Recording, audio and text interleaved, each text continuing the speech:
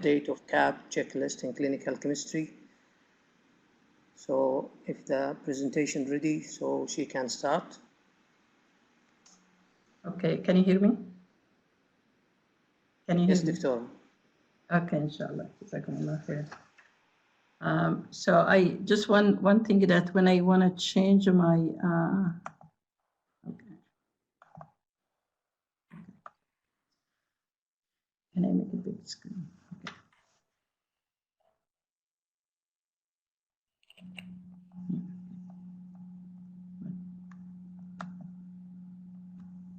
Okay. Good afternoon, everyone. Assalamu alaikum. Thank you for inviting me to be one of your speakers at this second international meeting in clinical chemistry and laboratory medicine. It is a real honor to be here with you today. Thank you, Dr. Ali. Can you please, Dr. Suzanne, open your camera, please? Okay. How I can open my camera here? Okay.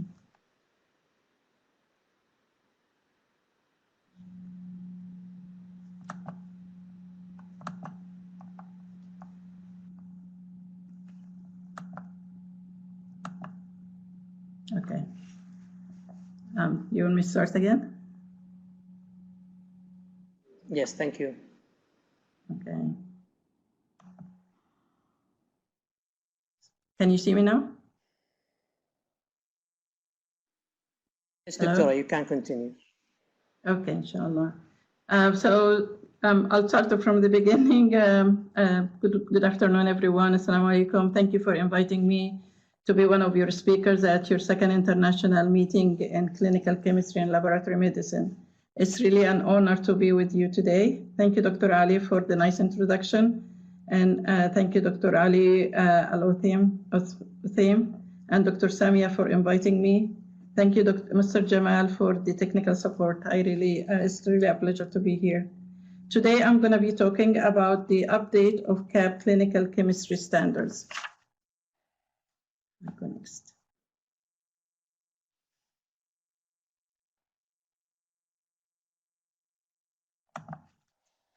The objectives of today's presentation is to describe key changes and rationale of the changes in 2019-2020 version of the CAP accreditation standard program requirement.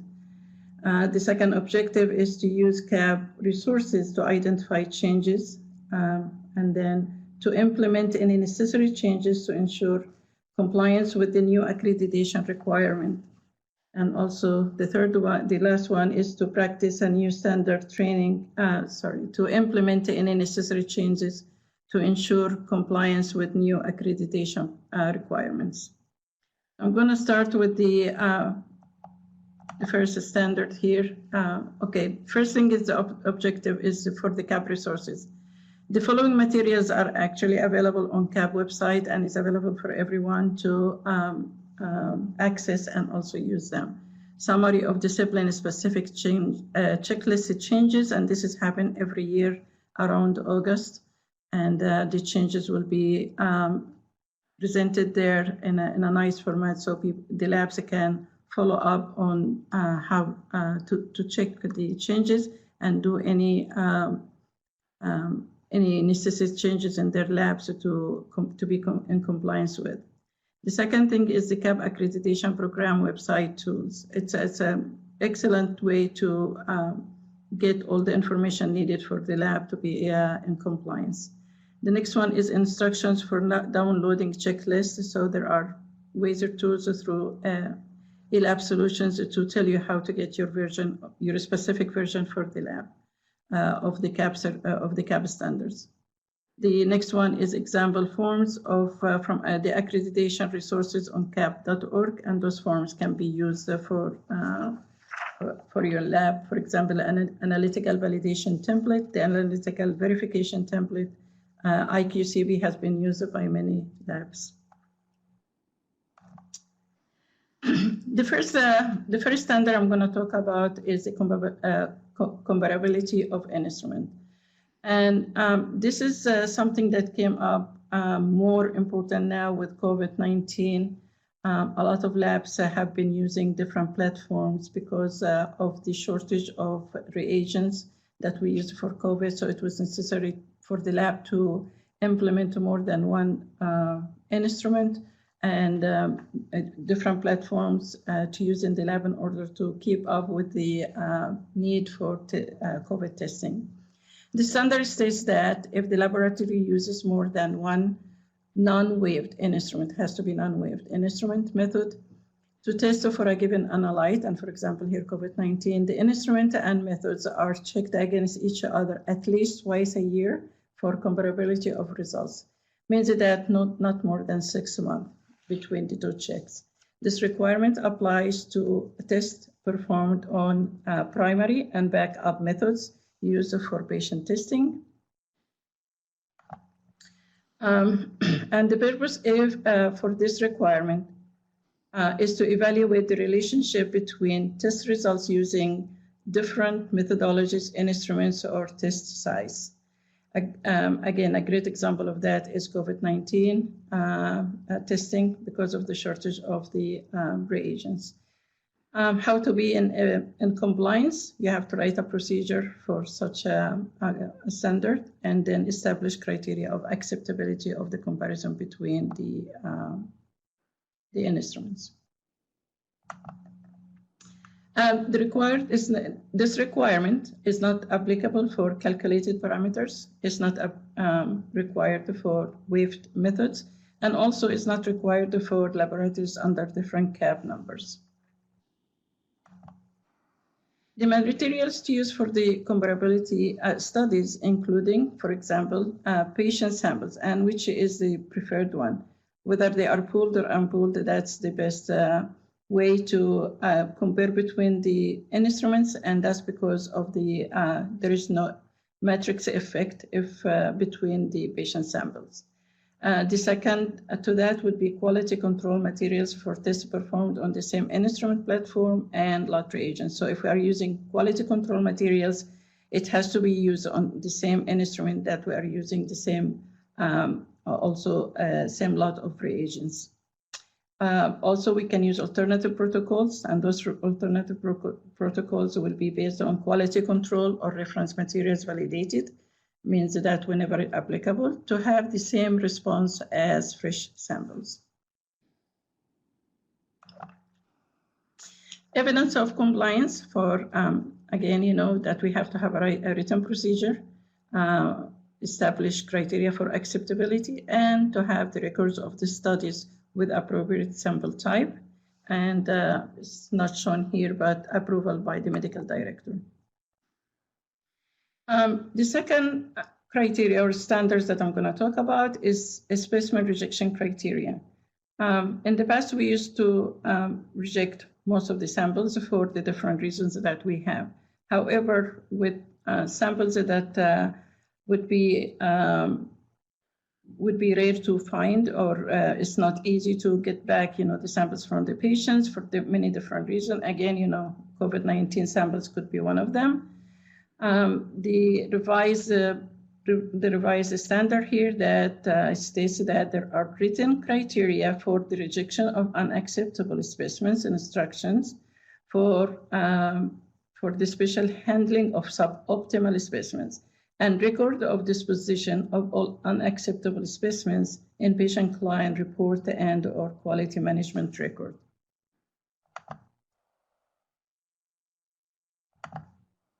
The test report must indicate information regarding the condition and disposition of the specimen that do not meet the laboratory criteria of acceptability.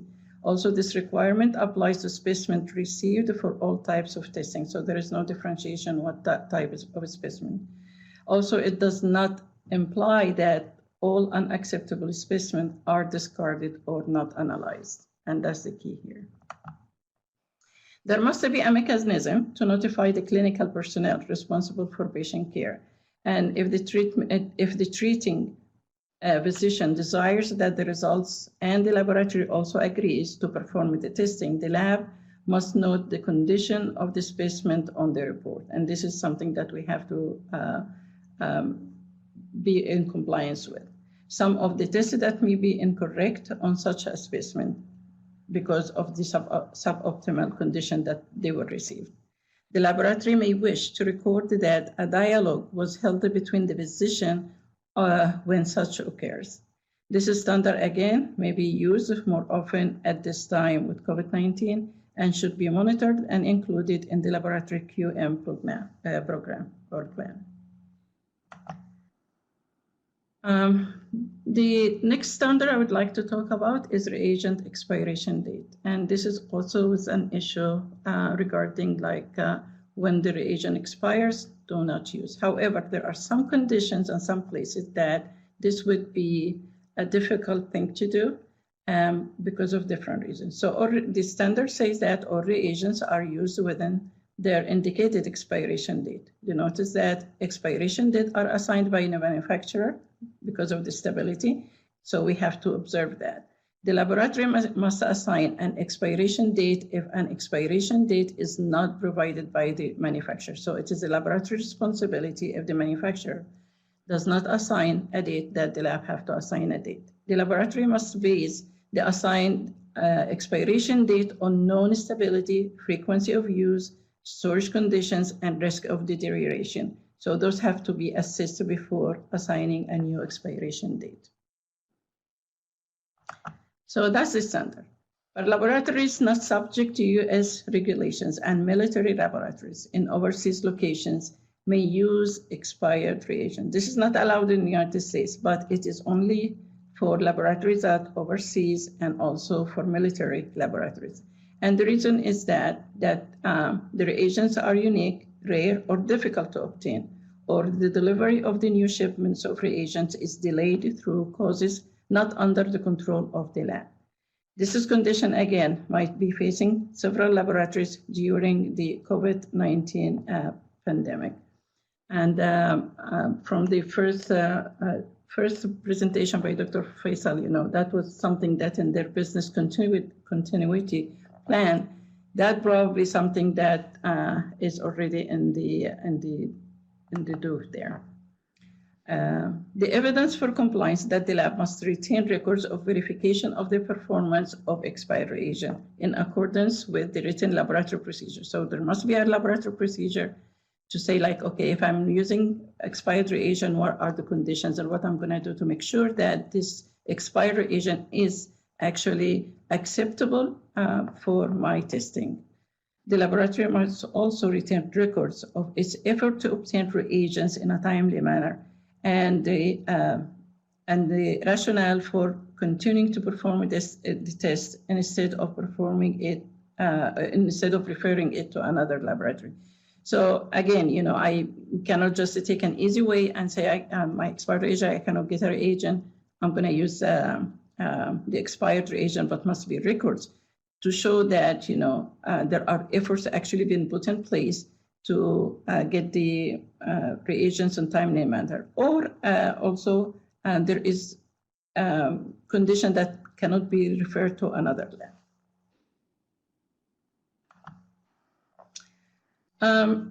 I think Ms. North here talked about method validation, and this is one of the standards that CBAHI is using, and this is for the importance of validating a method to be used in clinical laboratory. And we always see changes and additions to. So one of the new additions here, that verification of test performance specification.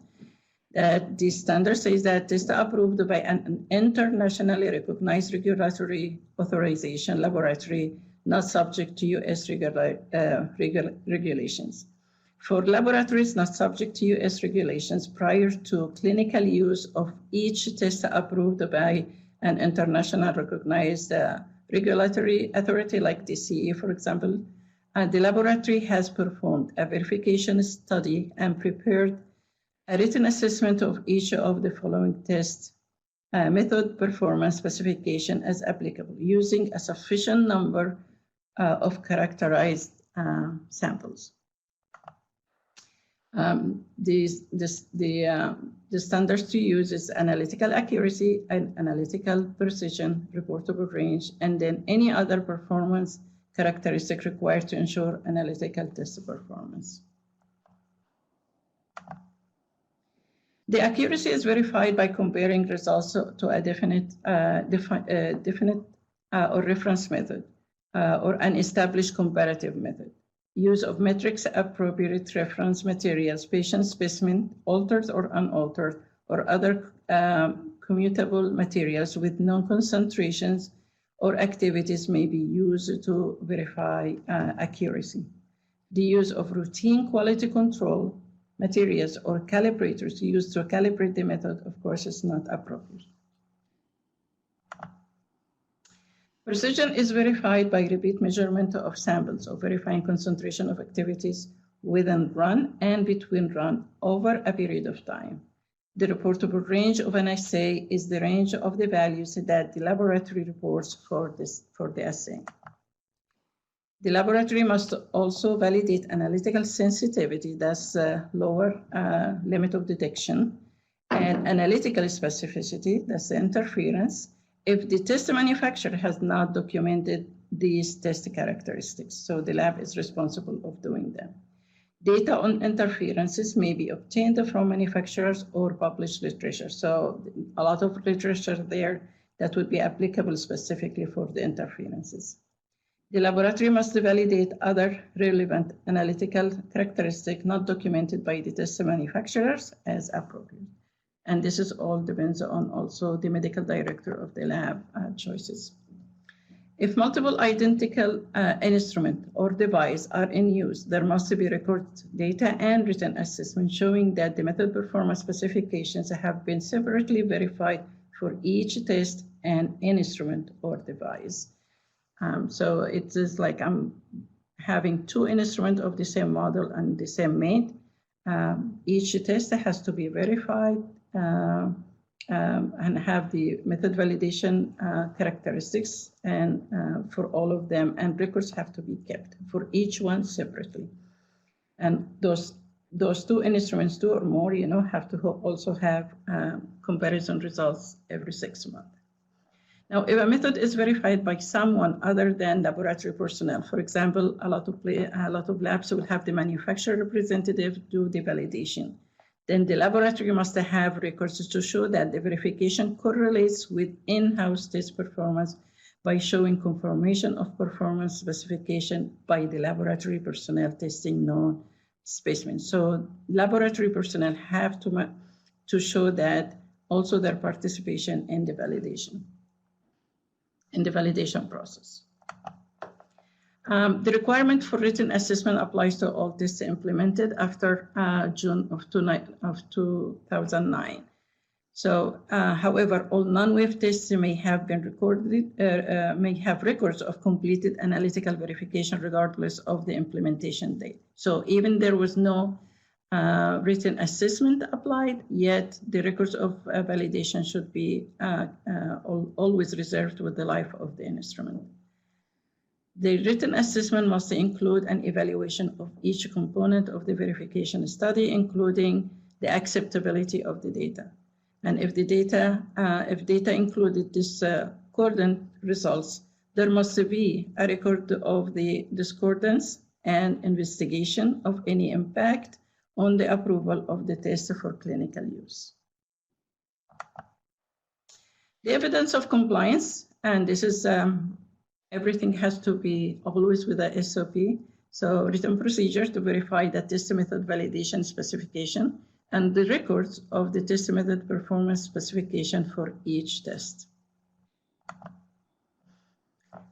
The validation test performance specification for modified FDA cleared or approved test or the lab developed test. So if the lab decided to change any of the specification of the test on an instrument that has been approved or by the FDA, or the lab decided to develop a test in the lab, then there is this requirement has been revised and says that prior to clinical use of each modified FDA cleared or approved test and laboratory developed test, LDT, the lab has performed a validation study and prepared a written assessment of each of the following test methods, specification as applicable using a sufficient number of characterized samples.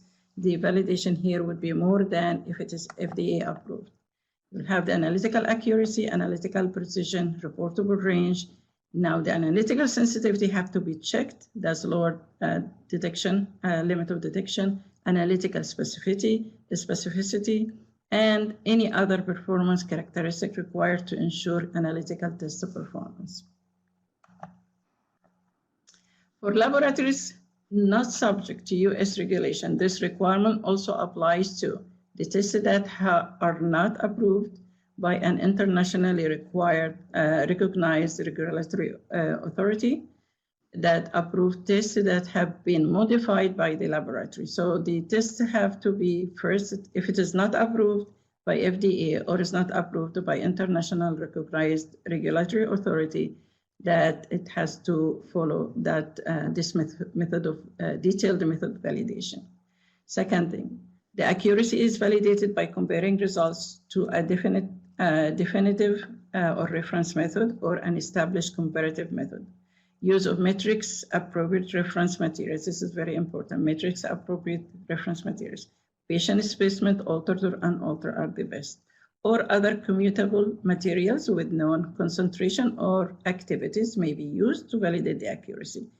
The use of routine quality control or calibrators also is not appropriate. For laboratory developed tests, an appropriate number of samples to demonstrate analytical accuracy is defined as the following. For quantitative tests, a minimum of 20, and we say a minimum of 20, most probably statistically more valid is 30 samples with analyte concentration distributed across the analytical measurement phase. So you have the high, low, and mid points. The metrics of the sample may be used to supplement to the study population. For qualitative tests, a minimum of 20 samples, including positive, negative, and low positive samples with concentrations near the lower level of detection should be used. Equivocal specimen cannot be used. For certain methods that test multiple analytes, for example, for the GC-MS spec, analytical accuracy may be established for each method, not necessary for each analyte as appropriate. For certain methods that detect multiple analytes, skip that. For LTD test in use prior to July 31st, 2016, for which limited validation studies are recorded. Ongoing data support, if the validation was limited. So ongoing data supporting acceptable test performance may be used to meet the above minimum sample requirement unless the laboratory director has recorded that the criteria used to determine the acceptability of a smaller sample size. Each of such ongoing data include records of proficiency testing, alternative performance assessment, quality control, and correlation with clinical data. Precision is validated by repeat measurement of samples of varying concentration or activities within run and between run over a period of time. A lot of times when a manufacturer representative that will do the validation, what they will do only they will do the precision within run, and they will leave between run to the lab, and they will not tell them. So we have to make sure that this is also happening. It is occurring, and it's been done either by the manufacturer representative or by the lab. The reportable range of an assay is the range of values that the laboratory report for that assay. An example of other performance characteristics required for analytical test performance, including specimen stability, reagent stability, linearity, carryover, and cross-contamination as appropriate and applicable.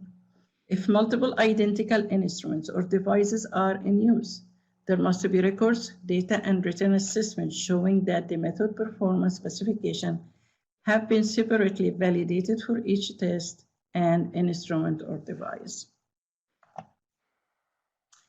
The requirement of a written assessment applies to all tests implemented after June 15, 2009. However, all non-WEF tests must have records of completed analytical validation regardless of the implementation date. The written assessment must include an evaluation of each component of the validation. Yes.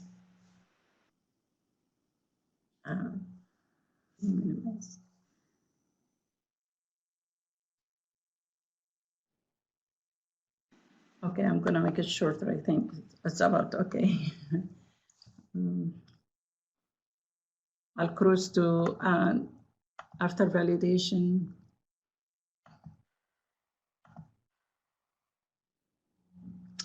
Okay, I'll talk about calibration and quality control. The calibration and quality control performance cleared, okay, for laboratory developed tests and modified FDA cleared approved tests. The laboratory defines written procedure for calibration and quality control based on the studies performed to evaluate the method performance specification. I'm gonna go to the, okay. For the AMR validation materials, there is also a new requirement here, and the materials, the metrics of the sample, for example, the environment in which the sample is suspended or dissolved may influence the measurement of the analyze. So in many cases, the method manufacturer will recommend the suitable materials. Other suitable materials for AMR verification include the following. This is very important. Linearity materials, we can use appropriate metrics, for example, CAP, CVL survey based on the suitable linearity verification, previously tested patient samples, primary or secondary standards or reference patient samples that have reference method assigned target values. Control materials if they are adequately spanned through the AMR.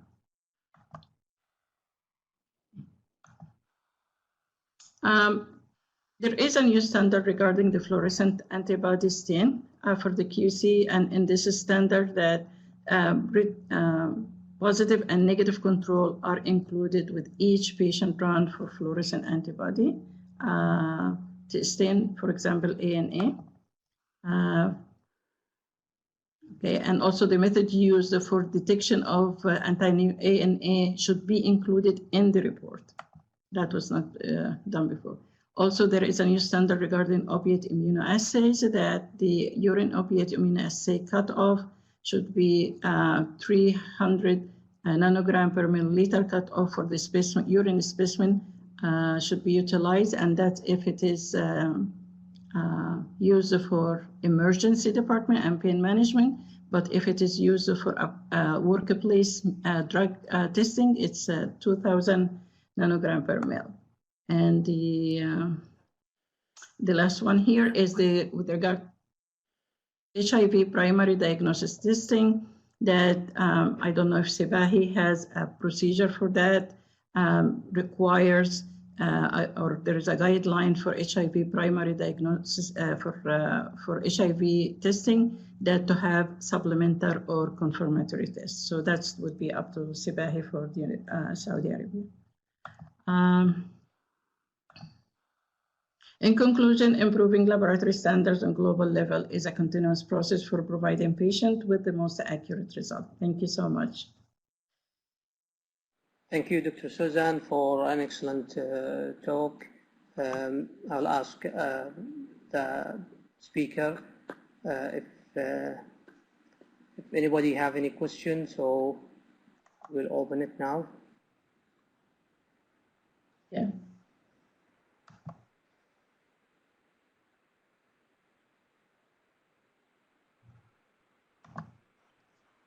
We have 2 minutes for question.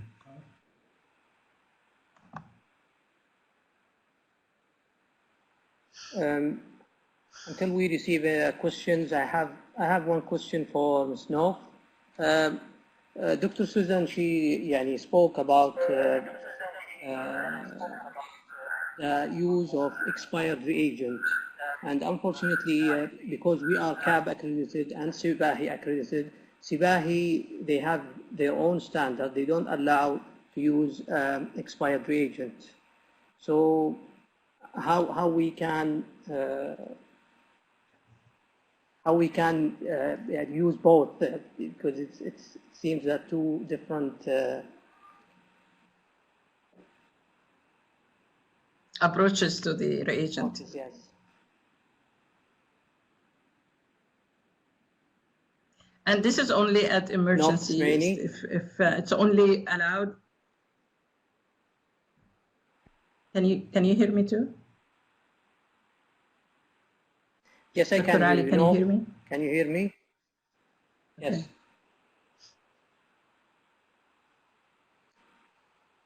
So what I'm saying that this is a standard just for overseas and for military, American military labs, but for overseas labs also because of the condition that, or the situation where they cannot get the reagents. Okay, we have a question here, Dr. Susan. How you validate or verify the reportable rate and AMR? How do you do that?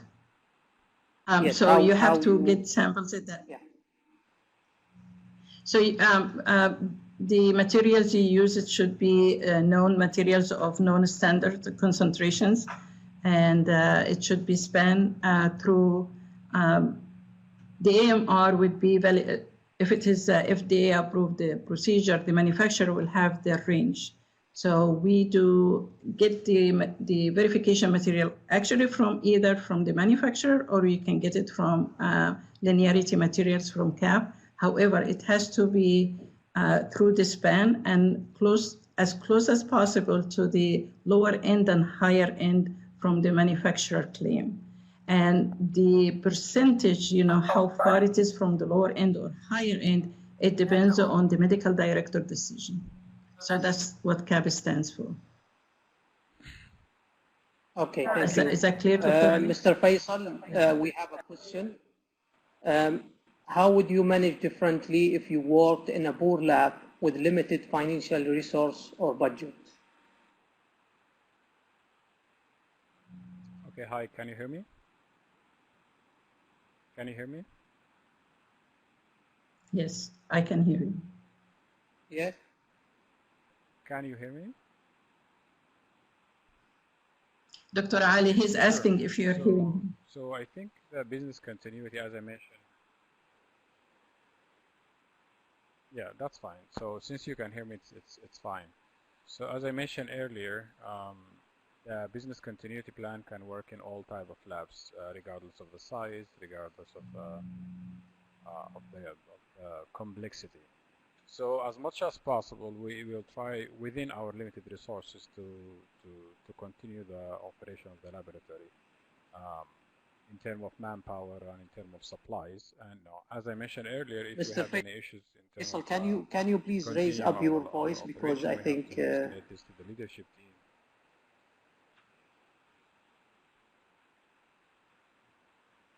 Okay, so I think because I'm working in two different computers, I have technical difficulties here. Basically, as I mentioned earlier in my talk, the business continuity plan can work in different type of sizes of organization and capacity. Usually at the initial phase, when we do the business impact analysis and we do the risk analysis, we escalate any areas that we think the lab cannot maintain to the management team, and then the leadership can make that decision if they can still continue the operation or not. So I think that's how I'd answer this question.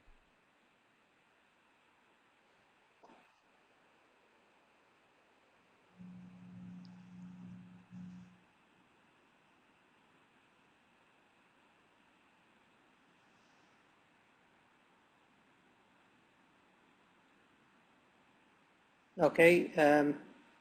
Ms. Noff, we'll go back to Ms. Noff. You hear my question before regarding the using of expired reagent. Regarding the question, if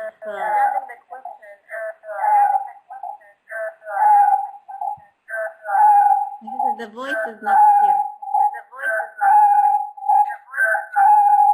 If the other standards contradict with SIBAHI standard, then we will follow SIBAHI standard.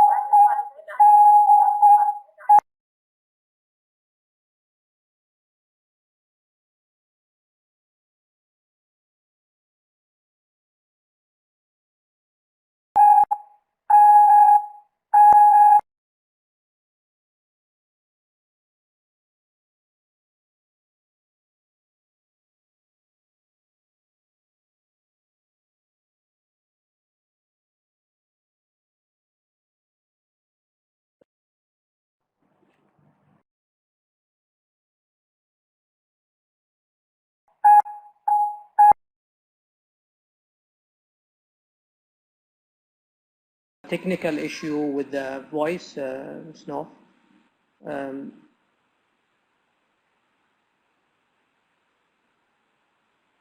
Yes, can you speak now, please?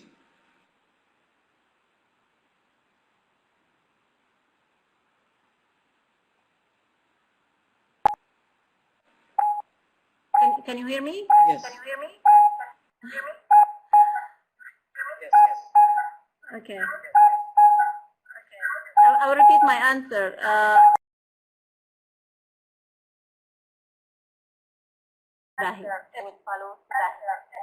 Okay. Regarding expired reagent, it's not allowed in SIBAHI. However, we have a standard for exception, deviation, and exception. It can be used for some cases like that. I hope you heard my answer.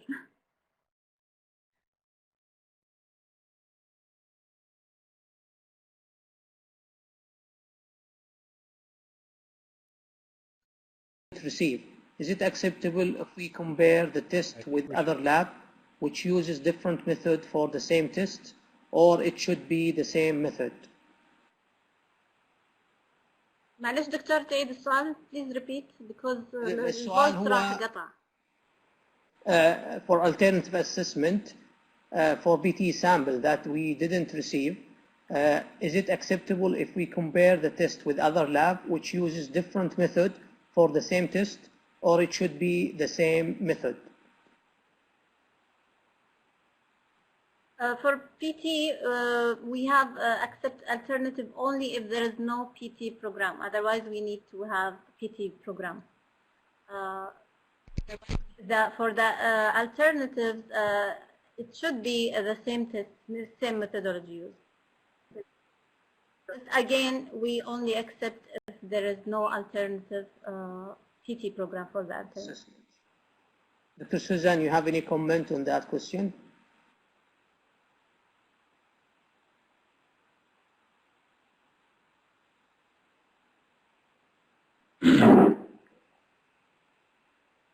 We cannot hear you, Dr. Suzanne. I think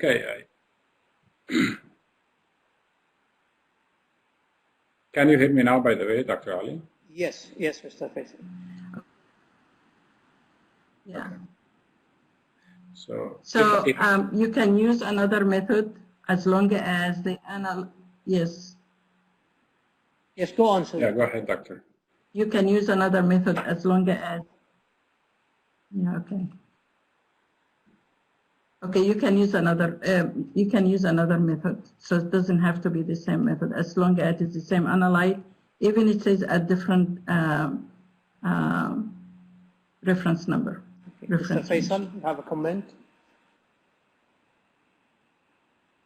No, I think I kind of agree with that. Generally, if it's a qualitative, it's easy to use different method. Sometimes if it's quantitative, it might be difficult, but I think as we all know, the preference is to use the same methodology if it's a different laboratory. Okay, last question, how many samples minimum for comparability studies?